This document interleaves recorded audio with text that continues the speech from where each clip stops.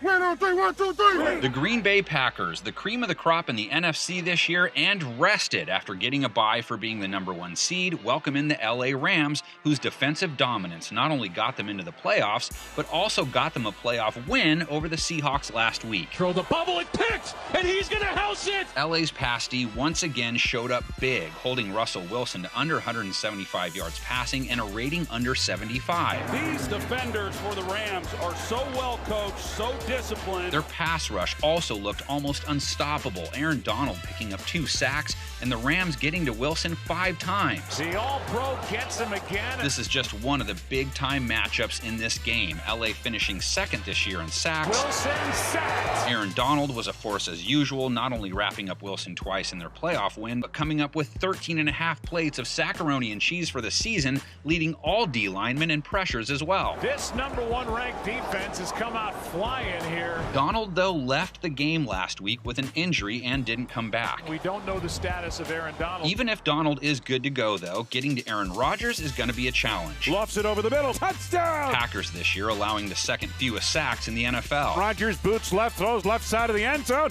Touchdown! The big question is, will they be more susceptible to pass rushers on the left side? First-team All-Pro tackle David Bakhtiari is out with a torn ACL. Donald doesn't usually line up over tackles, though, but Leonard Floyd does. He's gonna have to eat it! Floyd came through with 2 more sacks last week and was a force all year from the edge, ending his regular season with 10.5 QB takedowns. This is the best he's ever seen him play. LA's ability to rattle QBs was just one reason they were good on defense this year. Their secondary was the other. No, Cam! That's picked off and goodbye. No team allowed fewer passing yards per game in 2020. No team held QBs to a lower yards per attempt figure, and they were best in passer rating allowed. Murray throws behind. It's intercepted. A pick 6. So why not pit them against the league's top QB? Rodgers throws the left side of the end zone. Touchdown! Rodgers went for 48 TD passes, led the league. Over 70% completion percentage, also tops. Rating over 120, another first-place finish. He's the fastest to 400 in NFL history. Rodgers' partner in crime, of course, was Davante Adams. Oh, Davante's got it. Slips by one man. Adams led the league in receiving TDs. He finished with over 1,300 yards in his 14 games played, and he led all receivers in receiving yards per game. Leaping grab, touchdown! Holy elite one-on-one matchups, Batman, because you know Jalen Ramsey will be lined up across from him most of this game. See a nice play by Jalen Ramsey right there. Ramsey was named first-team All-Pro, but he only had 1 interception all year, which means 2 things. He's hard to complete passes against. His rating allowed was just 73, along with the 7th lowest completion percentage. Take a look at this by Jalen Ramsey. What a play. Reason number 2 he had so few picks, no one throws at him. You know why we don't get no picks, man? They be getting sacked. Now, he did give up a late TD to DK Metcalf last week. Fires, passes, caught, touchdown, Metcalf. And the truth is, even though teams knew Adams was Rodgers' go-to guy, it really didn't prevent Adams from torching most secondaries. Now, Adams isn't the only weapon Rodgers has at his disposal. MVS had 6 TD catches and over 20 yards per reception. It is caught. Valdez-Scantling gonna go all the way. And then there was tight end Robert Tonyan, 11 TDs this season, 7 in his last 8 games. Got it. Touchdown, Robert Tonyan. Green Bay's offense wasn't as good as it was just because of their passing game, though. They also had another Aaron that had a pretty good year. Yes, yes. Aaron Jones, over 1,100 rush yards, 9 scores, and a fat 5.5 yard per carry average. Appreciate it, bro.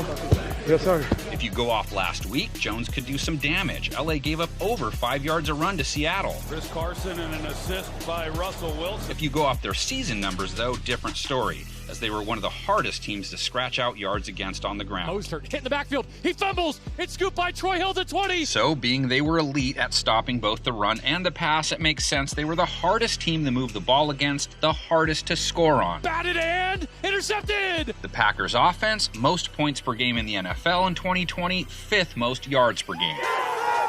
Want to keep the monster matchups going? Green Bay, second best on 3rd down, 1st in the red zone. A sensational grab by Davante Adams. Rams D, not dominant in the red zone, but 4th best on 3rd down. Stoned and thrown for no gain. Okay, so what about when the Rams have the ball? Let's start with their run game, which could play a big role in this contest. The rookie with a finger roll over the goalpost. Rookie Cam Akers took over the workload last week and gashed the Seahawks, who had one of the best rush defenses in football this season, for over 130 yards yards on 4.7 yards per carry. Akers again, still rumbling down near the 10. LA's ground game was solid this season too, finishing with 4.3 yards a run. He cuts middle. He's got space. Hits him with the horsepower. Green Bay didn't play the run game great this year either, 4.6 yards per carry allowed. And he's got a first down. The reason the Rams are so insistent on running the ball, they use it to set up their passing attack, no team utilizing play action more than they did in 2020.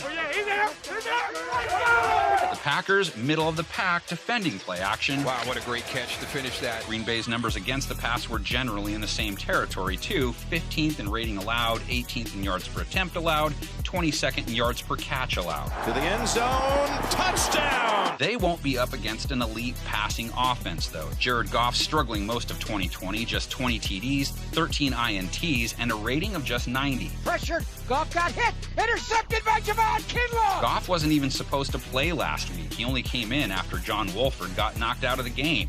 He did throw a TD and no picks. As Woods, touchdown Rams! But his play this year was not up to Sean McVay's standards, and that's why the Rams finished 22nd in points per game. Again, ball comes out! Goff didn't even have to face all that much pressure either. LA tied for 6th fewest sacks. Lobs it to the end zone. Caught by Robert Woods. But the Rams did give up 3 sacks in their win over Seattle last week. Goff pulls it down and gets sacked. Green Bay can get after the QB too. Zadarius Smith helping the Pack finish tied for the 10th most sacks. He's playing good football this year. The theme here is pretty clear. Half the time you'll be watching an elite offense facing off with an elite defense. The other half of the time, it's a mediocre-ish offense up against a mediocre-ish defense. So which one do you like? Predictions time is here. Get them all into the comments section. Our panel is now 10 large for the playoffs. Here is what their picks and scores look like.